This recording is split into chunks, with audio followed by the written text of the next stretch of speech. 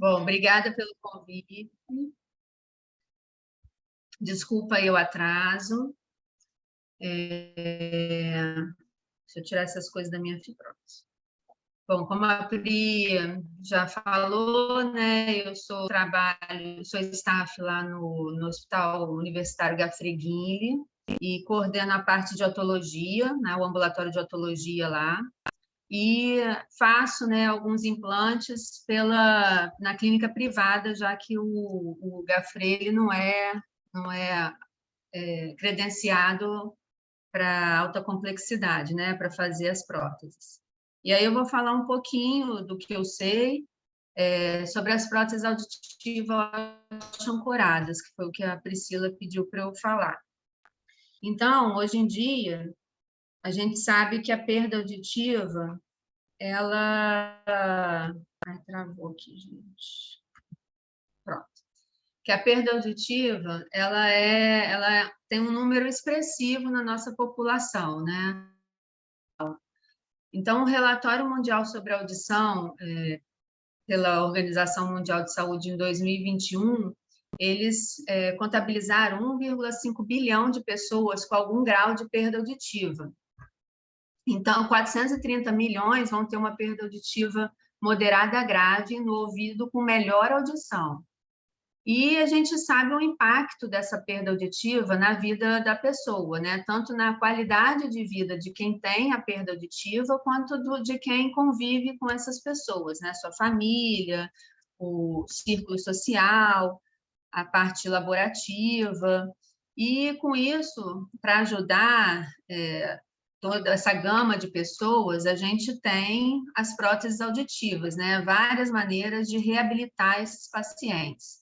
Com as próteses auditivas de uso individual, ou com as próteses auditivas oxo-ancoradas, que é o que eu vou apresentar hoje, ou até mesmo com implante coclear.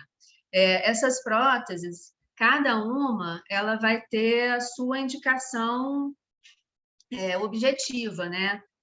Você não, muitas vezes, você tem pacientes certos para as próteses, né?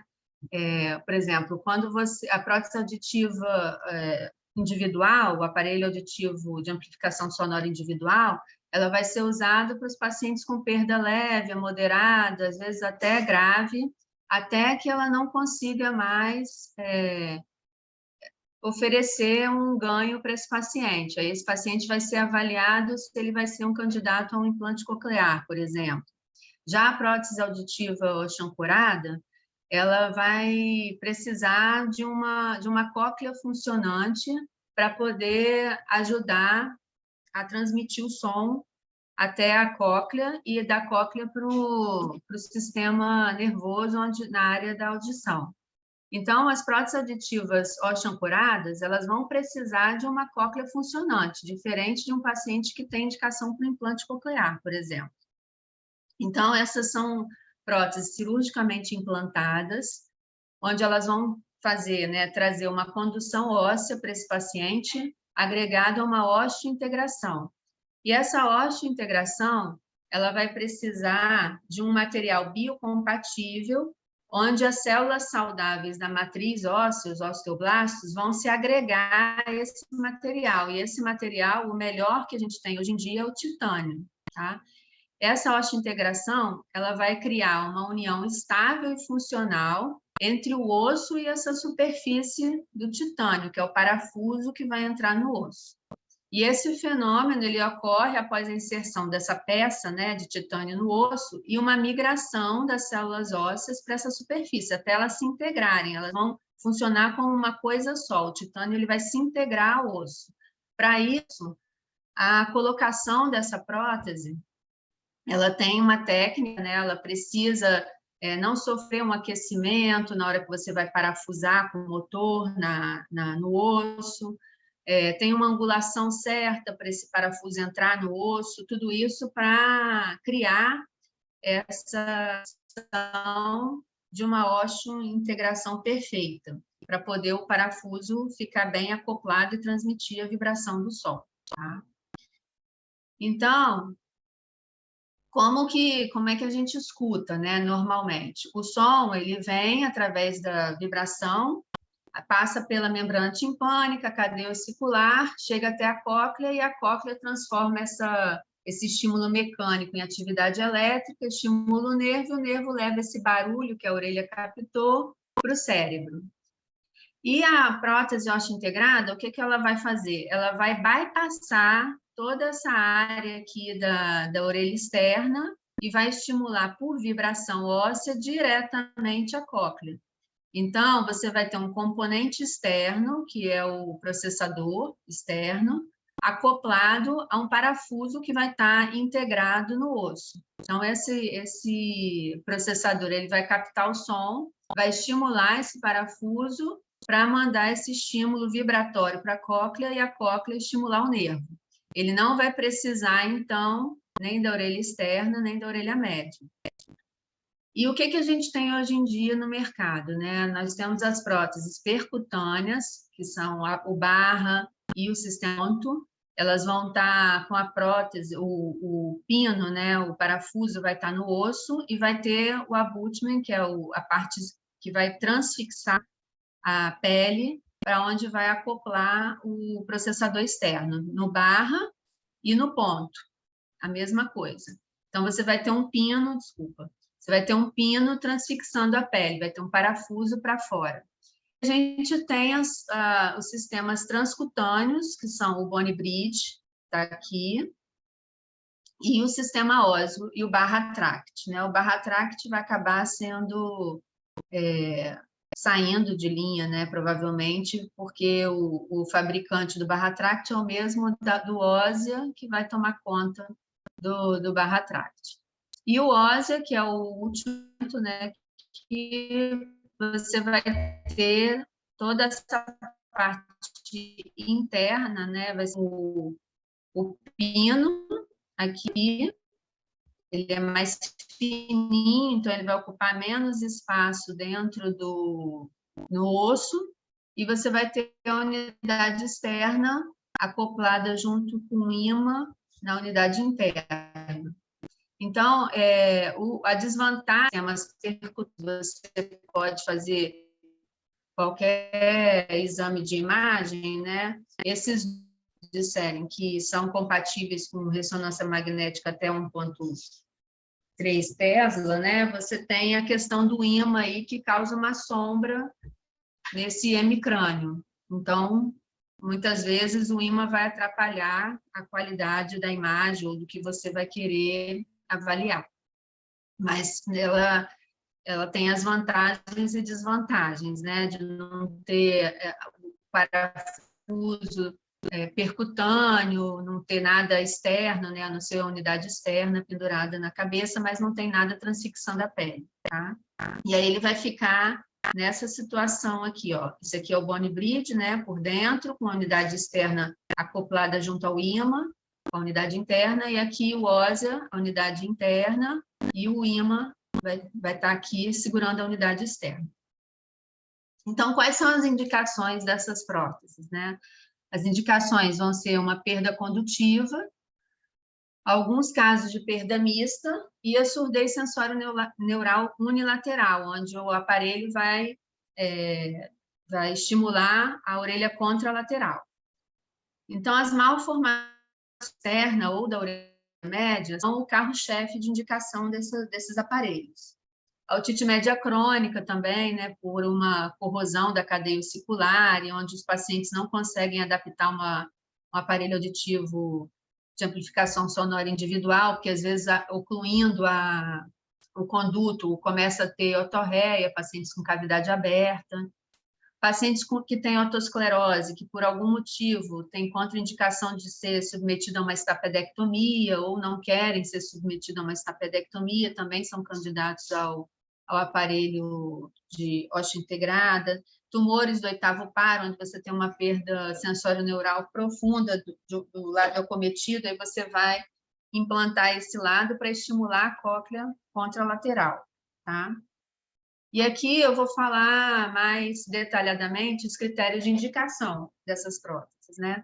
Então, nos pacientes com perda auditiva sensório-neural condutiva ou mista unilateral, ou seja, o paciente tem uma perda sensório-neural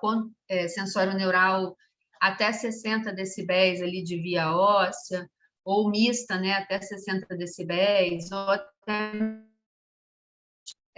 a óssea, mas tem um gap grande, esses pacientes são candidatos a essas próteses, ou porque eles não têm condição anatômica de adaptar um ASE, ou por uma condição infecciosa da orelha média, como eu falei, pacientes às vezes que têm uma cavidade aberta, ou tem uma perfuração timpânica, quando você vai tentar adaptar o ASE, ele tem otorreia, então esses pacientes são candidatos a essa prótese, porque ela vai manter a orelha externa aberta, tá? Você não vai precisar da orelha externa para conduzir o som. E o índice de reconhecimento de fala sempre maior que 60%, né? Sem o aparelho auditivo. Na perda sensório-neural ou condutiva ou mista bilateral, a mesma coisa das condições anatômicas para não adaptação do ASE. Os limiares médios, né, tem que ser melhor que 60 decibéis na via óssea, nessas frequências, e o índice de reconhecimento de fala também. Só que aqui, eu até vou falar mais na frente, quando é bilateral, a assimetria atrapalha um pouco. Então, tem que ser uma perda simétrica de audição, tá? Quando você tem uma assimetria, onde a média é maior que 10 decibéis nessas frequências, ou individual maior que 15, aí também não dá para estimular com isso para via óssea, tá? Não dá para estimular com a prótese ósseo-ancorada. E os pacientes com perda auditiva unilateral de grau severo, para estimulação transcraniana da outra cóclea. Então, você tem uma perda auditiva unilateral, onde essa cóclea aqui não funciona, aí você vai implantar a prótese óssea integrada aqui, que por condução óssea, ela vai estimular a cóclea contralateral. Ela vai captar o som aqui e vai mandar para estimular a cóclea contralateral. Tá? Então, para isso, você tem que ter uma perda pior que 71 decibéis nessas frequências de 500 até 3.000 Hz na pior orelha, tá? E o limiar da outra orelha, ela tem que ser melhor que 25 decibéis, que vai receber essa estimulação. E dentro desses critérios de indicação, como que você escolhe o lado a ser implantado? Então, você vai escolher o lado que melhor funciona a cóclea, quando você tem um limiar de condução. Aí você vai avaliar pelos fatores audiológicos ou pelos fatores anatômicos, né? Onde você tem espessura craniana para implantar, às vezes onde você tem osso para implantar também o bone bridge, por exemplo, né? Uma destreza manual do paciente, às vezes o paciente vai conseguir manipular melhor de um lado que do outro, ou, por exemplo, se é um paciente que é motorista, então ele vai precisar ouvir melhor do lado que ele está do passageiro. Então, você pode usar esses critérios para escolher o lado quando você tem que escolher um lado a ser implantado. Quando o implante é bilateral, ele, lógico, vai melhorar a localização da fonte sonora, né, no reconhecimento, principalmente em ambiente ruidoso. E aqui, como eu falei, os implantes bilaterais, eles estão contraindicados, né, no caso de assimetria, onde a diferença da condução óssea é maior que 10 decibéis naquela média de 500 a 3.000 Hz, ou maior que 15 decibéis em frequências individuais. E qual é a contraindicação do ato cirúrgico, né? Quando você não consegue colocar essas próteses auditivas? Quando o paciente tem alguma doença óssea, que deixe o crânio muito fino, né, para suportar esse implante, a gente precisa de 3 milímetros de espessura óssea para botar o implante. Então, por exemplo, nas crianças menores que 5 anos, muitas vezes a gente ainda não tem essa espessura. E aí você pode colocar uma faixinha, né, o soft band, acoplado com esse vibrador, né, com o processador, e aí por vibração e por pressão ele vai conduzir o som, você só não vai usar o implante. tá? A mesma coisa nesses pacientes que têm alguma doença óssea que impeça o implante, você pode usar o processador com o softband ou com a tiara, tá? Ou o paciente que tem uma perda auditiva progressiva, né, ou flutuante, que você não tem um padrão ali para poder programar esse processador, então você também não consegue programar o processador para ajustar a perda auditiva, ou pacientes que têm alguma dificuldade na manutenção da prótese, ou até mesmo doenças dermatológicas não controladas, paciente que tem eczema, descamação do couro cabeludo, você não vai poder usar as próteses que transfixam a pele, porque aí vai dar muita infecção. Eu vou falar um pouco das complicações daqui a pouco. Então, paciente que tem muita descamação de couro cabeludo não vai poder usar os modelos, né, que são que transfixa a pele. Vai ter que usar o Ósea ou o Boni Bridge. Como que a gente avalia, né, o tratamento, pacientes candidatos a esse tratamento cirúrgico?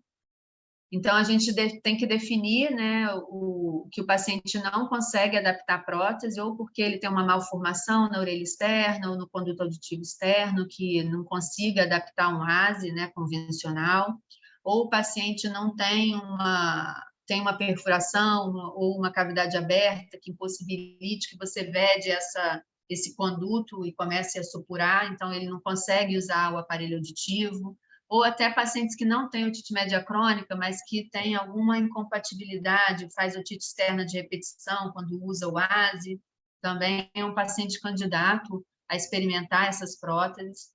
Essas próteses, elas têm uma vantagem de você experimentar antes de indicar, né, a cirurgia. A gente sempre pede para o paciente fazer uma avaliação com a fono, ele vai experimentar o aparelho com o softband antes de indicar a cirurgia, e aí ele pode até comparar com o ASE, muitas vezes, a gente compara o ganho dele junto aos aparelhos de amplificação sonora, vai passar por uma avaliação otorrinolaringológica, né, para avaliar essa condição anatômica, essa espessura da calota craniana, onde vai receber qual é a prótese mais indicada para o caso dele, vai passar por uma avaliação audiológica para a gente saber o tipo de perda auditiva, qual é o grau, qual é o lado, se ele é assimétrico ou assimétrico, se ele é assimétrico, qual lado que você vai protetizar. Vai passar por uma avaliação de imagem, né, uma tomografia, justamente para a gente ver a condição anatômica daquela cóclea que vai receber, né, o estímulo, e até mesmo da espessura da calota craniana.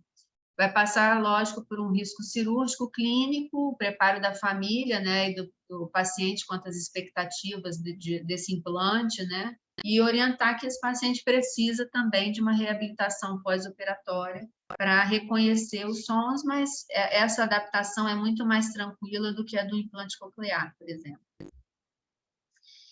E como que é a assistência dessas próteses, né, no pós-operatório? O paciente vai estar com um parafuso ali, transfixando a pele, né? E aí esse parafuso, depois da cicatrização, a pele fica bem cicatrizada em volta, e aí você orienta o paciente que ele precisa fazer uma limpeza, porque a pele descama, então essa descamação própria da pele pode causar alguma inflamação, é bom você orientar o paciente a fazer uma escovação em volta desse abutment, uma escova de cerdas macias. Ele vai encaixar, né, o parafuso aqui no processador. Até tem um aqui, ó, não sei se vocês conseguem ver. Ó, fica o parafuso no osso, né, transfixando a pele, e o processador. Esse aqui é o ponto, tá? E aí o paciente vem, encaixa de lado assim, e encaixa no parafuso, e fica com isso aqui na cabeça, né? E aí depois ele tira para tomar banho, para dormir, né? E bota para escutar. Mônica, bota na frente da câmera. Aí, isso aí, tá ótimo, assim tá ótimo. Perfeito. Aqui, e aí vai, encaixa aqui de lado. Então, vocês verem o tamanho do processador. Esse aqui é o ponto, tá? E aí, o que a gente pode ter de complicação com essas próteses, né? Você pode ter uma inflamação ou uma infecção ao redor desse pilar do abútimo, quando é transfixante, né? Você pode ter um supercrescimento da pele. Muitas vezes você implanta esse parafuso em crianças, eles têm vários tamanhos de pilar, e às vezes a criança cresce, a pele engrossa, ou a criança engorda, ou o adulto também engorda e essa pele cresce em volta e acaba tampando esse parafuso, né? A pele acaba cobrindo esse parafuso. Aí você tem que trocar o tamanho do comprimento desse abútimo. Aí é só você desparafusar no que fica no osso e trocar o tamanho desse abútimo que fica para fora, tá? Os queloides, né, que aí é uma cicatrização hipertrófica que pode cobrir, aí é um pouco mais chato, você vai ter que fazer aplicação de corticoide para tratar essa cicatriz. Às vezes ter que remover a pele de cima desse parafuso para poder acoplar, porque se o processador estiver encostando na pele, ele também não vibra, ele precisa estar longe da pele para poder transmitir a vibração do som para o osso. Então, se você tiver um crescimento que encoste no processador, você tem que trocar o tamanho, o comprimento do abútimo para ele desencostar, tá? Necrose do retalho da pele, isso era comum na maneira como era colocado antigamente. O Barra precisava de tirar a pele, né, do subcutâneo, então era muito comum, às vezes, ter necrose dessa região onde você limpava o subcutâneo. Dormência no local do implante, às vezes você pega um nervo, né, onde você coloca ele 5 centímetros do pavilhão, você pega uma inervação e pode ter dormência ali no local do implante, ou até dor, né? Dor quando toca, provavelmente porque você pode provocar uma nevralgia. Isso pode acontecer, mas nos outros implantes, onde você tem que fazer um descolamento maior da pele ali, no bone bridge, no óssea, você tem que fazer um descolamento maior da pele para encaixar o processador, e aí pode acontecer de pegar um nervo que inerva aquela região aqui do temporal e causar uma dor, uma alteração álgica ali e necessitar de tratamento para dor crônica, né? Perda do implante, quando você não tem uma boa osteointegração, esse implante acaba sendo eliminado, ele cai, ou porque tem uma doença óssea, ou porque a técnica não foi bem feita, e aí não teve a osteointegração e o parafuso cai. Supercrescimento ósseo também, quando você tem uma doença ali do osso, que acaba interferindo nessa osteointegração. Então, aqui uma foto onde você tem a incisão da pele, aí depois você incisa aqui o músculo, tira o periósteo e expõe o osso, na área onde você vai fazer o nicho para colocar o parafuso, né? O fabricante ele traz o motor e todo o parafuso, todo o aparato para você implantar, né? O parafuso é o próprio implante. E aí você tem a técnica de angulação, onde você vai colocar, você vai fabricar o nicho onde vai encaixar o parafuso e depois você vai parafusar com esse próprio motor, encaixando o parafuso ali com uma velocidade, irrigando para não aquecer esse osso, para poder não interferir nessa osteointegração. E aí você coloca depois o abútimo e coloca um handicap, uma tampinha e faz a sutura e coloca um curativo de gaze com pomada em volta aqui dessa tampinha para poder cicatrizar essa pele no lugar. Depois de uma semana, você tira essa tampinha e aí você espera 4 semanas para poder ativar o processador no parafuso. Você não pode usar antes dessas 4 semanas, senão também interfere, você conduzir a vibração, interfere na osteointegração, né? Não vai estar osteointegrado e vai atrapalhar a osteointegração. aqui as fotos do óssea, né? A gente raspa um pouco mais o cabelo aqui em volta da orelha, marca onde vai colocar, onde vai ser a projeção da unidade interna. Aqui a incisão, ela pode ser anterior ou até mesmo posterior, e não dá para a gente fazer essa incisão anterior. Ou é um paciente também com mal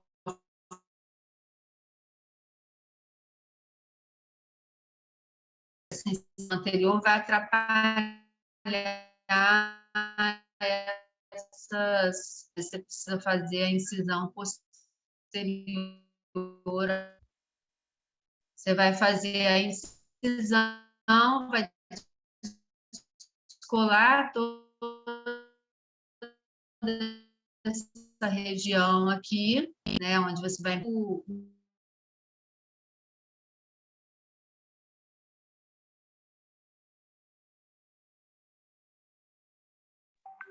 Mônica, falhou, Mônica. Acho que você está Eu caindo. parei de ouvir. Eu parei de ouvir também.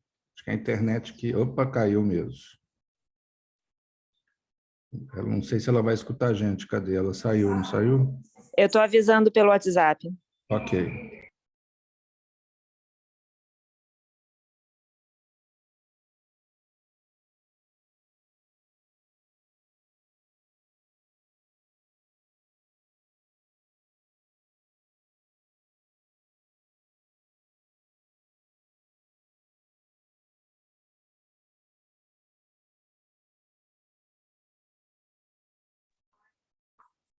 Tomara que ela esteja acompanhando o WhatsApp, Priscila, porque às vezes está no meio da aula, não pensa em outra coisa. Não, ela já Concentrado. visualizou. Ela já então visualizou. tá.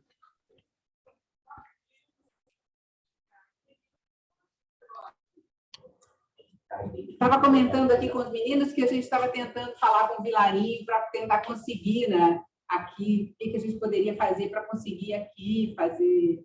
Oi, voltei. Desculpa, gente, está acabando ali. Voltou, Mônica. Voltei? Voltou. Já estou terminando. Eu parei. Vocês ouviram até onde? Você estava falando do óssea, da Tá. questão da incisão. Pode ser mais anterior, mais posterior? Isso, então, a incisão ela pode ser posterior quando é posterior a essa projeção aqui, ó, quando você tem, às vezes, uma cavidade aberta, uma opção que vai precisar de múltiplas cirurgias ali de reparação do condão. O slide não entrou, Mônica. Eu acho que você vai ter que... Desculpa te interromper. O slide não entrou. Acho que você vai ter que compartilhar de novo. Não? Ah, O slide desculpa, não. peraí. Tá. Oi, Jesus. Foi? Foi. Então, quando o paciente vai ser submetido a muitas cirurgias, né, de reconstrução do pavilhão, você pode fazer incisão posterior para não atrapalhar essa região aqui onde vai ser manipulado para poder introduzir próteses ou reconstruir o pavilhão auricular. Aí você descola toda essa região aqui, que é onde vai ser encaixado o processador interno, mas o parafuso ele vai ser só num ponto, do mesmo jeito que é o barra ou o ponto, tá? A não ser o bone bridge, que são 2 parafusos. Então, você vai ter técnica de angulação para poder criar o nicho onde o parafuso vai entrar e depois, na hora de você colocar o parafuso. E aí, depois você encaixa a unidade interna aqui e parafusa ela no... E aí, depois sutura, tá? E a mesma coisa, depois de 4 semanas, você vai...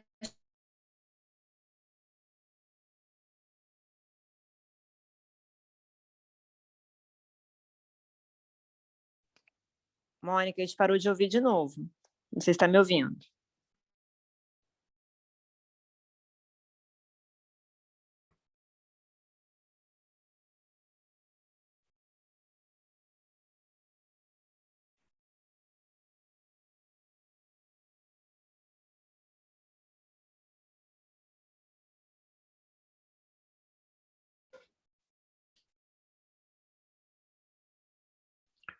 Travou e a gente não tá. E ela não caiu dessa vez, né, Priscila?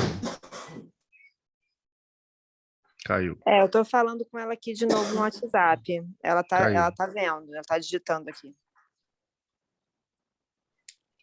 Ela falou que está vendo aqui o que está acontecendo.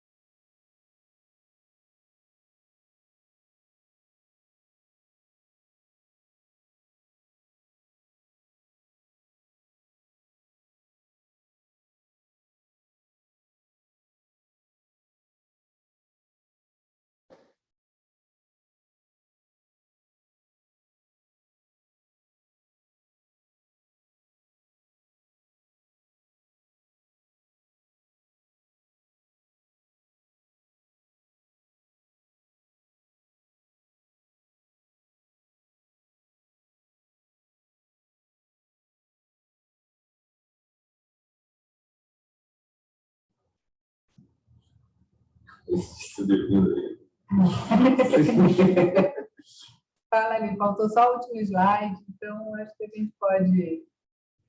Alguém tem alguma dúvida que a gente possa tirar com a Priscila e com o Vilarim? A minha dúvida é quando é que a gente vai fazer isso aí na UERJ?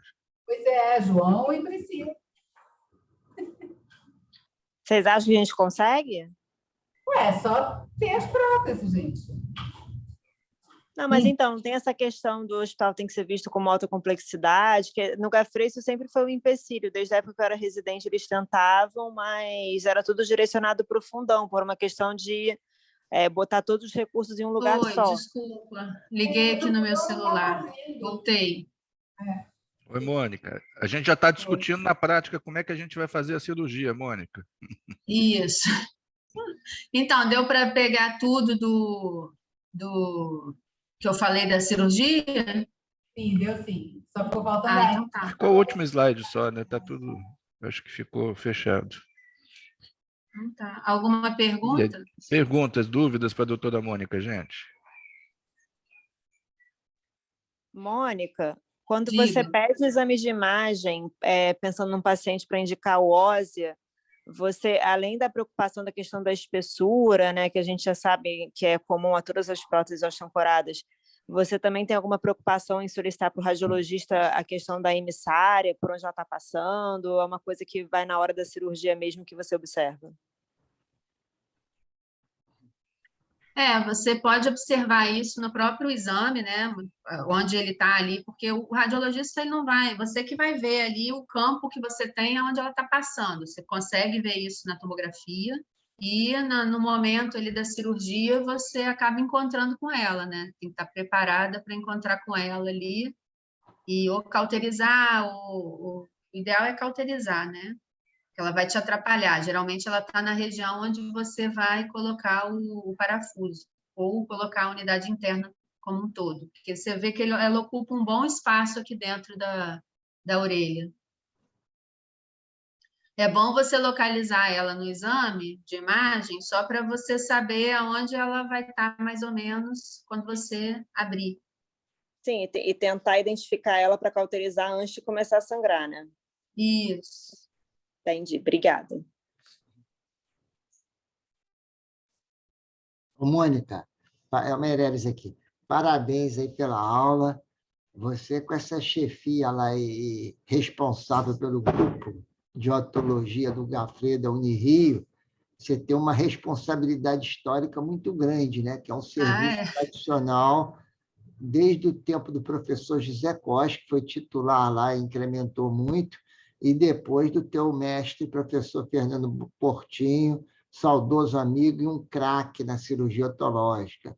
Então, os bons fluidos abençoem mais ainda o serviço e você precisa tocar isso mais a fundo lá. Amém. Tá bom? Obrigado aí pela brilhante aula que você ofereceu para a gente. Obrigada, professor. Obrigada. Eu não vou fazer A gente conta sempre com os amigos. Nisso, né?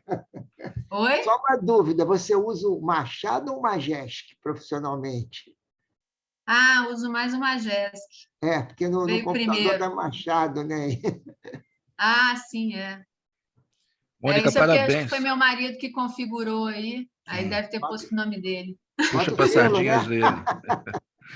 Mônica, parabéns. A gente está com as dúvidas práticas de como é que vocês têm feito a quantidade de indicações, quem que vocês indicam mais, criança, adulto, qual tipo de doença, na realidade brasileira aí, como é que está andando isso?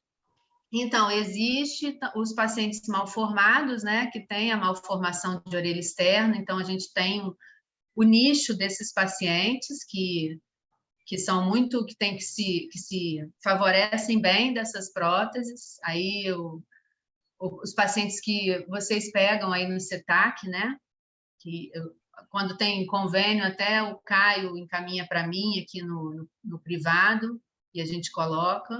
Nas crianças, como eu falei, você pode colocar a faixa, né, até elas terem idade para fazer a cirurgia, então você acaba estimulando desde cedo. E existem, né, depois ao longo da vida, tem os pacientes com otite média crônica, tem os pacientes com perda unilateral, também a gente pega bastante paciente com surdez unilateral. Eu coloquei um OSE até numa paciente com perda unilateral e está adorando. É até uma paciente que teve essa complicação da dor, a gente pegou, na hora de cauterizar a emissária, a gente acabou cauterizando o nervo, junto, né, sem saber, e a paciente ficou com uma dor importante no pós-operatório, e com a ajuda da médica da dor aí, conseguiu estabilizar a dor dela, e até ontem, não, sábado, ela fez uma cauterização do nervo para poder parar com a dor, né? Mas ficou com uma alodinia, mesmo controlando com remédio, a paciente reclama que para lavar o cabelo, ou pentear o cabelo, ela sente dor quando passa a mão no ponto, né?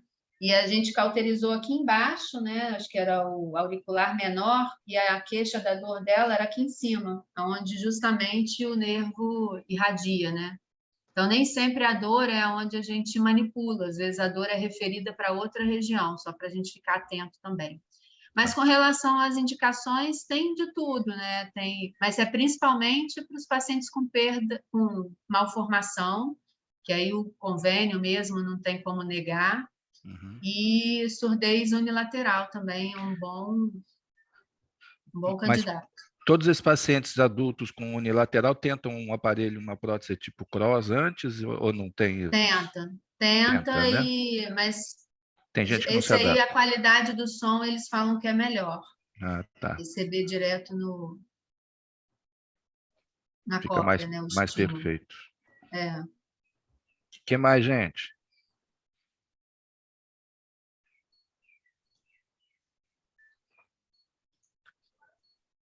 Sem perguntas? Só agradecer aqui. Só agradecer. Mônica, Eu já vi... passa o último slide para a gente ver se realmente as referências. Bota no último para a gente ver. Passar no último lá. Ana Carolina agradeceu muito e está empolgadíssima de começar a fazer lá no nosso hospital. A Carol é entusiasta da otologia, Mônica. Ela é neta do Pires de Mello, não sei se você conhece a Carol. Sim, ela fez o curso com a gente, né? Legal. No ICAD agora. Legal, ela mesmo. Não foi, Pri? Acho que eu conheci ela no curso. Foi. Isso. Foi ela estava ali na bancada junto com o Augusto. Muito bom. Eu dar um print também. Então, obrigado, Mônica. Foi ótimo. Obrigada, Priscila, mais alguma desculpa coisa? aí mais uma vez o atraso. Mônica, Mas só foi uma última ótimo. perguntinha, mas assim que a gente está em cima da hora. Esses pacientes, porque eu até comentei com você que uma paciente que eu recebi, que eu até vou ver se eu vou te encaminhar ela ou não. Quando os pacientes vão fazer o teste antes, não com a prótese auditiva convencional, né, mas ou com SoftBand ou com Adhere, você vê alguma vantagem do SoftBand em relação ao Adhere ou você acha que as duas formas de teste são confiáveis? Não, o Adhere eles usam muito quando o paciente não tem condição de cirurgia. Aí ele usa o adesivo. Mas para teste, eles usam mais o SoftBand mesmo, porque o teste o paciente testa ali na hora e vai para o dar uma andada ali no shopping, por exemplo, ou em volta da loja, né, onde tem o aparelho para você testar, não vai muito longe. Quando muito, você pode deixar uma semana, mas geralmente deixa com o SoftBand. O pessoal Entendi. fala que quando coloca o adesivo perde um pouco a condução, né? Perde um pouco a vibração. Eu não tenho nenhum paciente usando o Adhere. Uhum. Né, eu não sei se você lembra uma paciente que eu comentei com você que ela tinha sido desencorajada a seguir com a prótese osteoancorada porque ela tinha feito, teoricamente, um teste com o Adhere e não tinha gostado. Ela não tinha usado o SoftBand, né? E aí eu até indiquei ela para a Patrícia para ela ver se fazia o teste com o SoftBand. Aí era em relação a essa perda do adesivo mesmo, que eu estava querendo falar mesmo. O adesivo perde muito porque perde o toque, né? Sim. Que o importante é a prótese estar bem ajustada ali para poder chegar no osso.